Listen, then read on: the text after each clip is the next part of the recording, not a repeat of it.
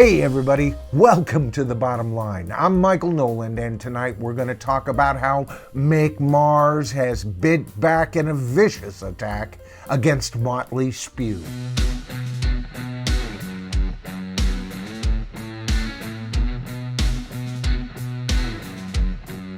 Alright, so first of all, I thought I'd be done making videos for a while with this Motley Fool thing going on all the time, but I gotta tell you, it's a story that just keeps on giving. First, I covered in one of my videos how Mick Mars decided to sue Mötley Crüe, and then in the second video, I covered Mötley Crüe's response to that suit. Well, as soon as I got that video out, Mick Mars had already responded, to their response. And brother, did he let loose a few cannons. Oh, I love this guy. I admit it, I have a general disdain for this band. What they stand for, their whole approach to live concerts, yada, yada, yada. A lot of you viewers brought up that Mick Mars musically is the genius of this band, and I listened to some of their past tracks, and you know what?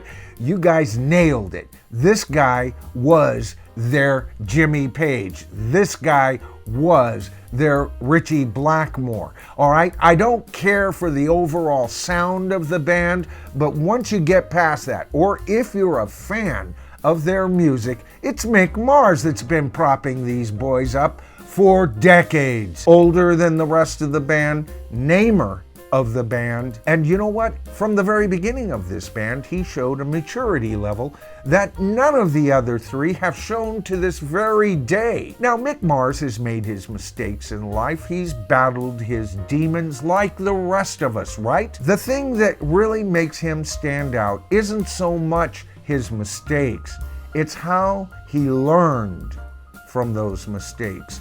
A lesson that he's dealing to the rest of the boys right as we freaking speak, folks. All right, so what I wanted to do is cover what Mick Mars says here specifically, all right? Now, he goes on, right after he makes his statement about, I carried those bastards for years, he vowed not to give up his ownership rights, his rights to not only the band, but the band's name, everything, folks. He goes on to say here, things get twisted around sometimes from other band members. I don't really know if I should say this, but right there, he pauses, a man of thought. Good on you, Mick. He says, those guys have been hammering on me since '87, trying to replace me. Now, if you think Mick Mars is this guy with no ego, you're wrong. He's got an ego. You have to have an ego to be in a rock band and perform in front of tens of thousands of people at a time, right? So he goes on to say, they haven't been able to do that because I'm the guitar player. Yeah, right, just try and have Led Zeppelin without Jimmy Page. I helped form this band. It's my name I came up with. They're my ideas, my money that I had from a backer to start this band. It wouldn't have gone anywhere. I want to retire from touring because of my AS. I don't have a problem remembering the songs. I don't have a problem with any of that stuff. But I do have a problem with them constantly, the whole time, telling me that I lost my memory.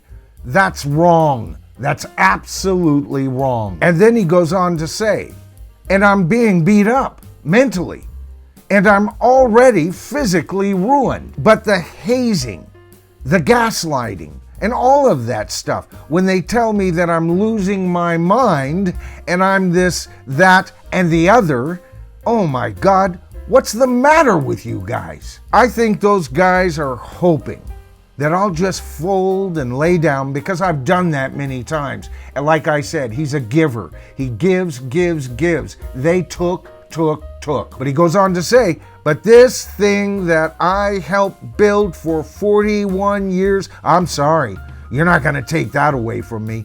I worked very hard for that. It's mine. I'm keeping it. You can't have it. Oh, I love this guy. And then he finishes up this portion of the interview. He says, I don't know.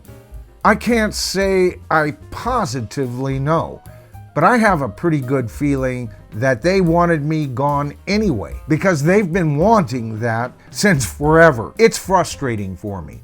I'm pretty upset that they're even pulling this crap when I carried those bastards for years. Amen, Mick. You calls them as you sees them. I love it. All right, so with all that said, right, you kind of got to wonder where these guys are coming from. Now, Mick is a bit older than they were. He was right from the beginning, right?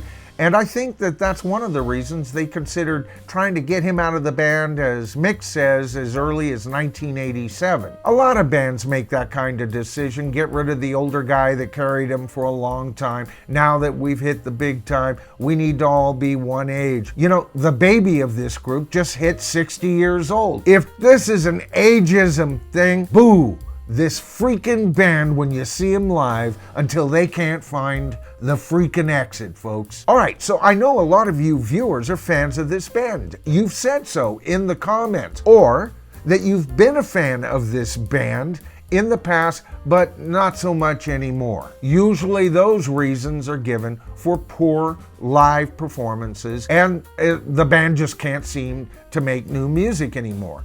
They're dead. They've died. They're just doing the oldies circuit, and that is so freaking sad. The one member of this band that has talked about new music has been Mick Mars, even stating when he retired that he would be there in the studio if they made new music.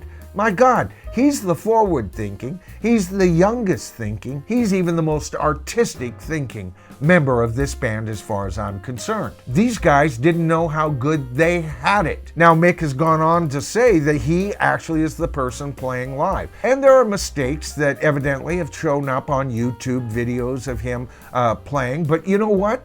That's cool. That's what I grew up with. You'd go and see a band. They didn't sound like the record exactly, but man, you would get great jams and some really great, laughable, let's all laugh, kind of mistakes live. I love that whole approach, but newer audiences seem to demand perfection, or at least musicians are saying that, and I think we have a newer, younger audience that just needs to be educated, folks. Because when they realize what's not being played for those expensive tickets that they're paying for, I think they're gonna feel ripped off. They're going to feel a little sheepish at first, and then they're going to get serious, and this band will be dead to the world. Now, if you like tonight's video, please give it a thumbs up. That helps the YouTube channel grow. It sends the feed out to a wider audience, and we get more subscribers, and therefore the tribe grows. Oh, and by the way, I know that a lot of my viewers don't actually subscribe to the channel. They seem to watch my videos quite a bit,